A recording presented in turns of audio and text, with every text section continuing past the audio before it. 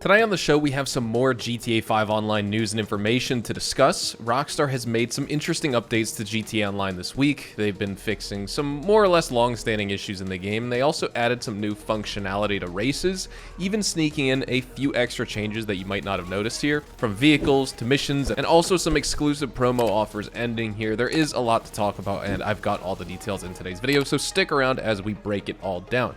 Now, first up, let's discuss one of Rockstar's latest fixes from Friday's background update.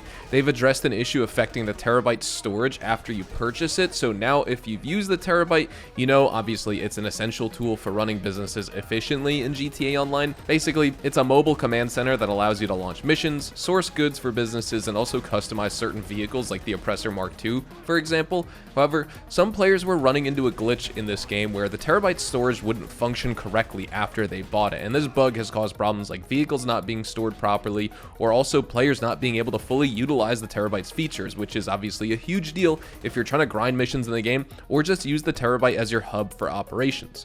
Rockstar finally stepped in with this background update to patch those issues, and now everything's ensured to actually work as intended after you buy it. And obviously with new players joining the game after Christmas, they may be buying the Terrorbyte soon, so it's good to see this issue patched before then. And this fix should also make life a lot easier for other players in the game who already rely on the Terrorbyte for their business operations. So if you've been someone who's been avoiding using the Terrorbyte because of these problems and you heard about them, now might be the perfect time to test it out in game and see if the fix has resolved everything on your end. Let me know in the comments if this was affecting you and if the update made a difference. Also, just personally here, I didn't have this issue when I was playing on PC, but I was getting a lot of comments for players on both Xbox and PlayStation that this was happening too, so perhaps it was something to do with consoles and it just needed a small adjustment over the weekend. But now let's dive into a much requested improvement for GTA Online's races. Rockstar has also allowed players to use their custom Conjo SJ as well as custom postlude in tuner races, and this might sound like a small tweak here, but it's actually a big win for fans of the tuner class and those who just love customizing their cars, because up until now,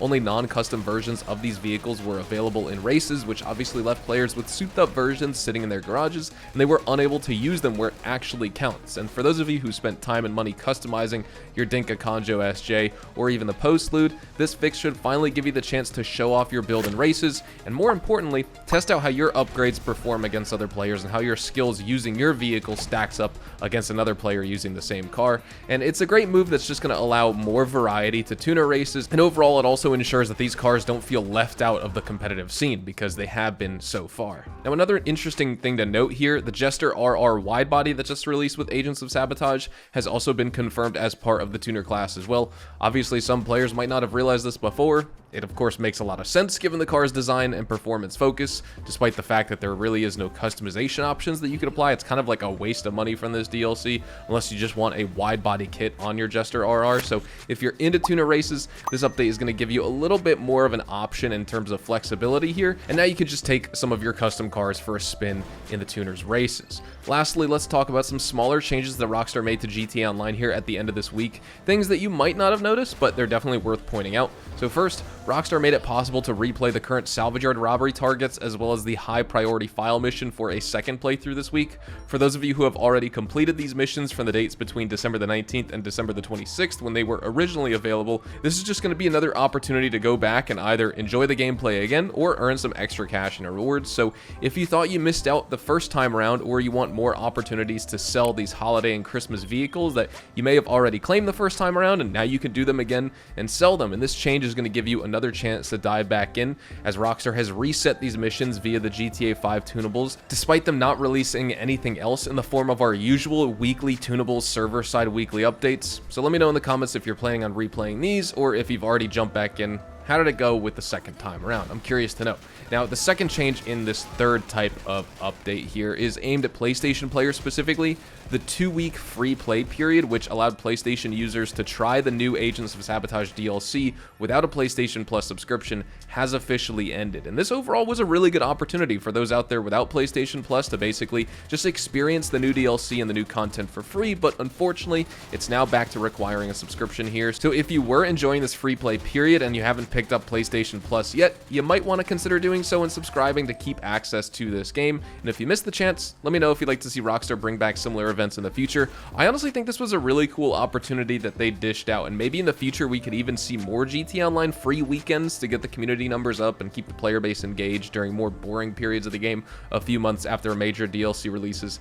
I think that would be pretty cool. Why don't we do a little dispatch work and discuss this a little bit more in detail. While we're unfortunately not playing the health code violations or the obstruction of justice missions for Vincent's dispatch work, those are the new ones that released with the Agents of Sabotage DLC, we are doing officer monitored and we are doing dispatch work in general. Now, of course, I could take my Oppressor Mark II or my Sparrow or Buzzard over there, but I've been loving driving the Cara as well as the Police Canis Terminus in the snow.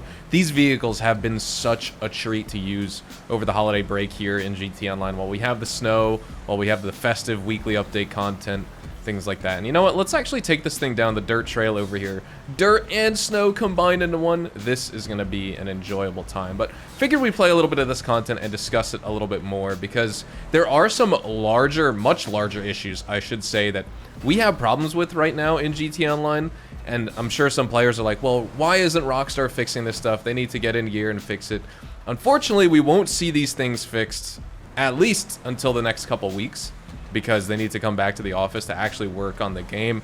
A lot of these little background updates and things like that, they're smaller changes that they can adjust, server-side tunable fixes, netcode and network adjustments, things like that.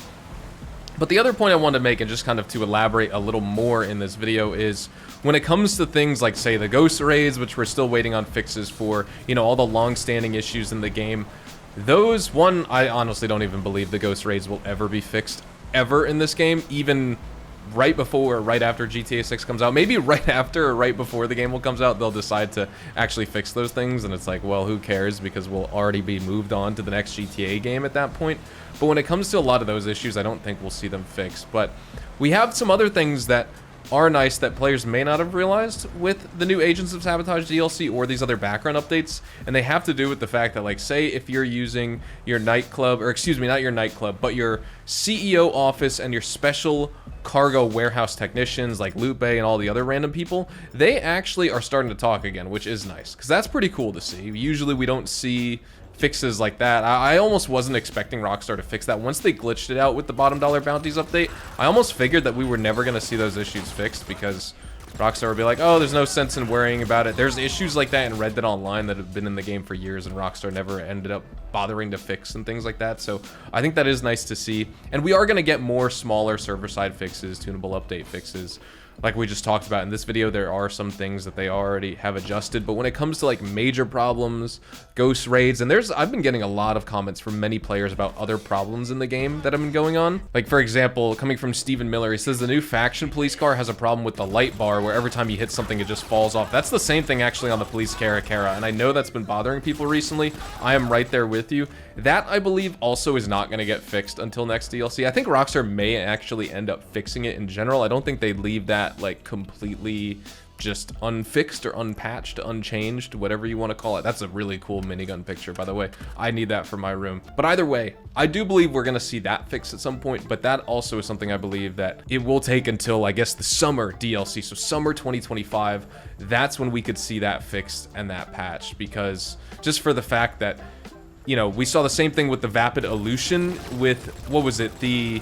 One of the smaller, the Vigoro ZX convertible had one of the windows that was all glitched out from the salvage yard, and that took until bottom dollar bounties to get fixed. And then same thing with the Vapid Elution, correct? With the headlight, that took a whole DLC cycle to get fixed, and that's just because those are actual game issues that require title updates to address. And unfortunately, this is the thing that really upsets me about GTA Online, especially like this late into the game's life cycle.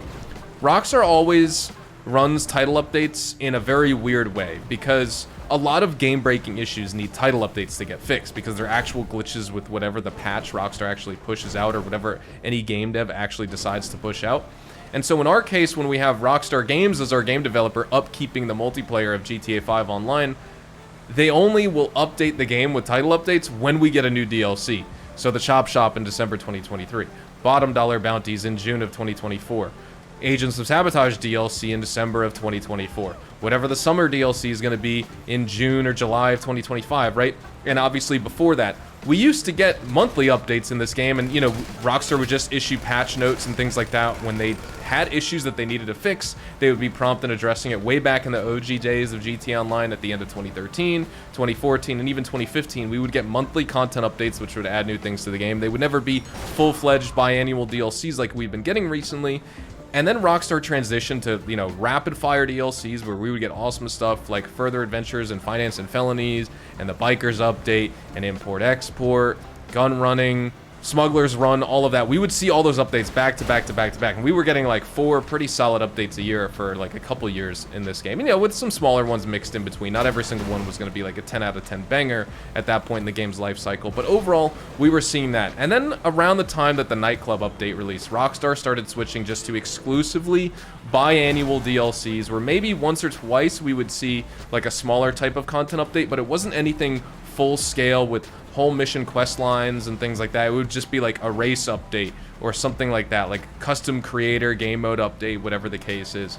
But either way, as it stands right now, we're just not seeing these major fixes in between DLC updates because Rockstar isn't actually adding title updates to the game in between, and I find that very frustrating. And the whole point of me discussing this in this part of the video was just to basically rant and ramble and say it shouldn't be the case. I'm fine with biannual DLCs in this game, or however they want their content pipeline to look like in terms of time frame, you know, higher time frame, lower time frame, whatever the case is, whatever they decide to target. But the fact that they won't fix major game-breaking issues that need title updates to fix until a new DLC comes out, it's so annoying because sometimes we have massive glitches where, like, way back when Criminal Enterprises came out at the end of July of 2022, right? I mean, this wasn't necessarily a bad thing because players did enjoy it and it helped us, but, like, this just shows you the potential of how game-breaking something could be and how Rockstar doesn't necessarily respond to the game and players' concerns in a reasonable amount of time.